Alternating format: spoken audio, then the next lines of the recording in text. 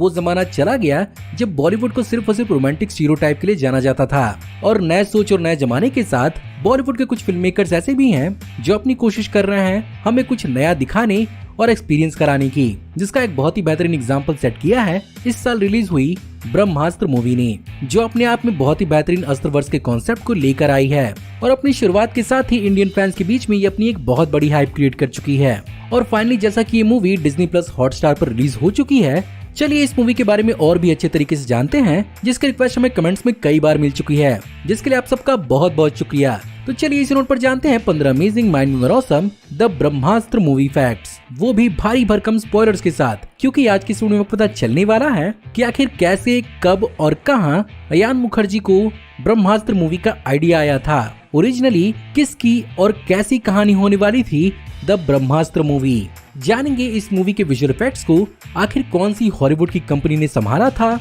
इस मूवी को बनने में एक्चुअली कितने साल तक का वक्त लगा, कौन कौन सी इसकी सीक्वल्स और स्पिन ऑफ्स को प्लान किया गया है, और फाइनली जानेंगे इस मूवी के बेहतरीन अचीवमेंट्स के बारे में, और फाइनली जानेंगे इस मूवी के क्रिटिकल और फाइनेंशियल परफॉर्मेंस के बारे में। ये और बहुत कुछ आपका इस वीडियो में इंतजार कर रहे हैं, तो देर किस बात की। हे गाइस, मेरा नाम है पंकज सागर और आपका स्वागत है गेमों को हिंदी के फर्स्ट वीडियो में। Now without wasting any more time, let's get started. Brahmastra movie का आइडिया एक्चुअली इस मूवी के डायरेक्टर और राइटर अयान मुखर्जी को 2011 की अपनी मूवी ये जवानी है दीवानी की स्क्रिप्टिंग के दौरान आया था, जहां पर उन्होंने इनिशियली इस मूवी को नाम दिया था ड्रैगन, क्योंकि शुरू से ही वो इस मूवी के कोर को फायर से डिनोट करना चाहते थे। लेकिन जैसे जैसे वो इस आइडिया को लेकर आगे बढ़े, वो इस आइडिया को और भी ज्यादा इवॉल्व करने लगे और इवेंचुअली उन्हें हिंदू रिलीजन और हिस्ट्री से कई सारी इंस्पिरेशंस मिली और उन्होंने अस्त्रों के कॉन्सेप्ट को इस कहानी के अंदर फिट करने का फैसला किया। फाइनली 2014 में उन्होंने इस मूवी को अनाउंस किया और 2017 में करण जौहर की धर्मा प्रोडक्शन के साथ मिलकर ऑफिशियली इस मूवी पर काम चालू किया और फाइनली तकरीबन 10 सालों बाद ये कॉन्सेप्ट एक्चुअली रियलिटी में बदल पाया। इस मूवी के ओरिजिनल टाइटल के साथ साथ इस मूवी की मेन प्रोटैगनिस्ट यानी शिवा भी पहले बहुत अलग होने वाला था, जहां पर इनिशियली पहले अयान मुखर्जी इस मूवी के लीड कैरेक्टर को जलाल अल दीन मोहम्मद रूमी पर मॉडल कर रहे थे, जो बेसिकली 13वीं शताब्दी के एक पर्शियन स्कॉलर और सूफी पोएट थे, जिन्होंने टर्किश, अरेबिक और ग्रीक में भी अपनी पोएम्स को लिखा था और उन्हें कॉमनली दुनिया भर में रूमी के नाम से जाना जाता था। और यहाँ पर उन्हीं के idea love is the bridge between you and everything से यहाँ पर अयान मुखर्जी बहुत ज्यादा इंस्पायर्ड हुए थे, जहाँ पर रणबीर कपूर का कैरेक्टर एक्चुअली बहुत हद तक रूमी की तरह ही दिखने वाला था और उसका नाम भी इस मूवी के अंदर रूमी ही होने वाला था। लेकिन इवेंचुअली इन सब चीजों को स्क्रैप किया गया और रणबीर कपूर को एक नया हेयर कट दिया गया।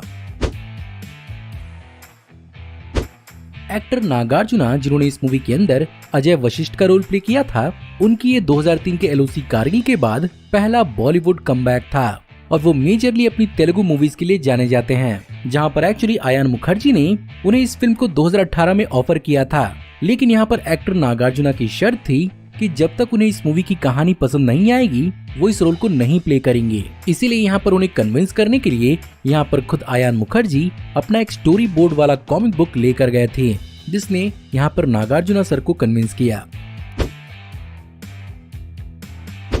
मूवी के इंस्पिरेशन की कहानी अभी यहीं पर खत्म नहीं हो जाती और जैसा कि ये मूवी क्लियरली एक चोजन वन की कहानी है, यहाँ पर अयान मुखर्जी ने हॉलीवुड की द हैरी पॉटर और the Lord of the ring movie से बहुत ज्यादा इंस्पिरेशन ली है और यहाँ पर अयान मुखर्जी की इन्हीं की तरह कुछ बड़ा और इम्पैक्टफुल बनाने की हमेशा से कोशिश थी।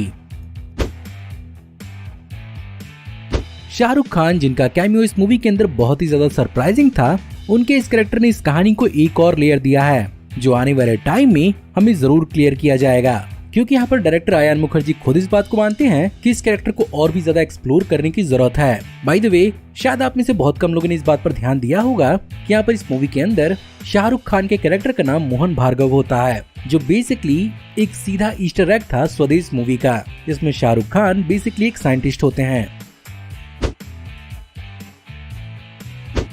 बात करें अगर इस मूवी की फिल्मिंग की, तो इस मूवी की प्री प्रोडक्शन यानी कॉन्सेप्ट और स्क्रिप्टिंग 2014 से ही चालू हो गई थी, लेकिन इस मूवी की मेन फिल्मिंग यानी प्रिंसिपल फोटोग्राफी 2018 से चालू हुई थी, जहां पर फरवरी के एंड से इस मूवी की शूटिंग बल्गेरिया और लंदन में हुई है और फाइनली जुलाई 2019 के अंदर बनारस के रामनगर फोर्ट और चेत सिंह फोर्ट में इस मूवी की शूटिंग की गई थी। और इसी दौरान कोविड के चलते इस मूवी की फिल्मिंग को रोका भी गया था, जिसे बाद में रिज्यूम भी किया गया और फाइनली 29 मार्च 2022 को वाराणसी में इस मूवी की शूटिंग को कंप्लीट किया गया। वहीं पर इस मूवी के अंदर हमें कई सारे अच्छे खासे एक्शन सीक्वेंसेस देखने को मिले थे, जिसे परफॉर्म करना इतना भी आसान नहीं था और यहाँ पर लीड एक्टर्स रणबीर कपूर और आलिया भट्ट ने अपने स्टंट सीक्वेंसेस को खुद ही परफॉर्म किया था और अपने फाइट सीक्वेंसेस की ट्रेनिंग लेने के लिए इन्होंने इजराइल के ईडो पोर्टल नाम के मार्शल आर्ट इंस्टीट्यूट में जाकर अपनी ट्रेनिंग ली थी। वहीं पर अगर बात करें विजुअल इफेक्ट्स की, तो इस मूवी के पोस्ट प्रोडक्शन को एक्चुअली 150 करोड़ में अकेले संभाला गया था, जिसमें इस मूवी की मेन विजुअल इफेक्ट्स की जिम्मेदारी डीनैग विजुअल इफेक्ट कंपनी के द्वारा संभाला गया था, जिसने हॉलीवुड की इंसेप्शन और ड्यून जैसी मूवीज के अंदर अपना विजुअल इफेक्ट्स दिया था और इस मूवी के लिए तकरीबन 4500 विजुअल इफेक्ट शॉट्स को क्रिएट किया गया था, जो in comparison Avengers end game से 2000 शॉट्स ज्यादा हैं। वहीं पर बात करें इस मूवी के पैन इंडिया प्रमोशन की, तो इस मूवी को हिंदी के साथ साथ मलयालम, तेलुगु, तमिल और कन्नड़ में भी डब किया गया था, जहां पर इसे साउथ इंडियन लैंग्वेजेस में हैंडल करने की जिम्मेदारी डायरेक्टर एस.एस. राजामौली ने उठाई थी और यहाँ पर एक्टर चिरंजीवी ने तेलुगु वर्जन के लिए अपना नरेशन वाला वॉइस ओवर दिया था। वहीं पर बात प्रमोशन की हो रही है, तो इस मूवी के लोगो लॉन्च की भी बात होनी चाहिए, जिसे एक्चुअली 2019 में प्रयागराज के कुंभ मेला में लॉन्च किया गया था, जहां पर 1 करोड़ विजिटर्स के बीच में तकरीबन 150 फ्लाइंग ड्रोन्स का इस्तेमाल करके इसके लोगो को रिवील किया गया था। अब चलिए जानते हैं कि आखिर था क्या ब्रह्मास्त्र और क्या हमारे हिंदू रिलीजन के इतिहास में इससे भी ताकतवर कोई और वेपन है। ब्रह्मास्त्र का वर्णन एक्चुअली महाभारत में किया गया था, जहां पर इसे 2 वर्ड ब्रह्मा यानी लॉर्ड ब्रह्मा और अस्त्र यानी वेपन से मिलाकर बनाया गया है, जिसे माना जाता है कि एक बार इसके इस्तेमाल से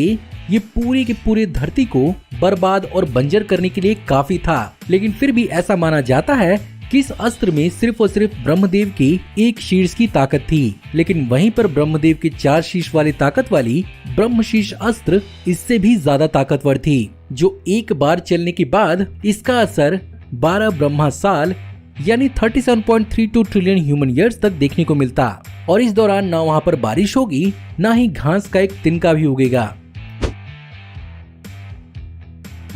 खैर ये मूवी इंडिया की one of the most ambitious movie तो थी ही, साथ ही साथ ये इंडिया की one of the most delayed movie भी बनी है, जहां पर इस मूवी के 2014 में अनाउंसमेंट के बाद इसे इनिशियली क्रिसमस 2016 में रिलीज किया जाना था, लेकिन बाद में इस डेट को शिफ्ट किया गया 2019 के इंडिपेंडेंस डे के वीकेंड के दौरान, लेकिन फिर इसे इसी साल के क्रिसमस में खिसकाया गया और फाइनली इसे समर 2020 का रिलीज डेट फाइनल किया गया था। लेकिन ऑफ कोर्स कोविड और पैंडेमिक के चक्कर में इसे 4 दिसंबर 2020 फाइनल किया गया था, लेकिन कोविड के चलते इसे फिर से एक बार पुश किया गया और सितंबर 2022 में इस मूवी को रिलीज किया गया। अब चलिए बात करते हैं इस मूवी के आने वाले फ्यूचर के बारे में, जहां पर ऑफ कोर्स इस मूवी ने अपने साथ साथ पूरी के पूरे एक नए सिनेमैटिक यूनिवर्स यानी अस्त्रवर्ष की शुरुआत की है और आयान मुखर्जी के हिसाब से वो आने वाले 10 सालों तक इस मूवी के आने वाले सीक्वल्स में बिजी होने वाले हैं, जहां पर इनिशियली ये मूवी एक ट्रिलॉजी सेट करेगी, जहां पर ब्रह्मास्त्र पार्ट 1 शिवा है, वहीं पर ब्रह्मास्त्र पार्ट 2 देव होने वाला है, जो शिवा के पिता की कहानी होगी, जिसे एक्चुअली 2025 में रिलीज किए जाने का प्लान किया गया है। इसके अलावा यहाँ पर आयान मुखर्जी इसके टेलीविजन सीरीज को भी प्लान कर रहे हैं, जहाँ पर मई 2022 में लॉस एंजलिस में चली इंटरनेशनल स्टूडियो समिट के अंदर आयान मुखर्जी ने मार्वल सिनेमैटिक यूनिवर्स की केविन फाइगी से भी मुलाकात की और वो बिल्कुल उन्हीं से इंस्पायर होकर इसके अलग अलग स्पिन ऑफ और टेलीविजन सीरीज को ग्रो करना चाहते हैं, जहाँ पर वो इसका future gaming, virtual reality, merchandising और मेटावर्स में भी देखते हैं।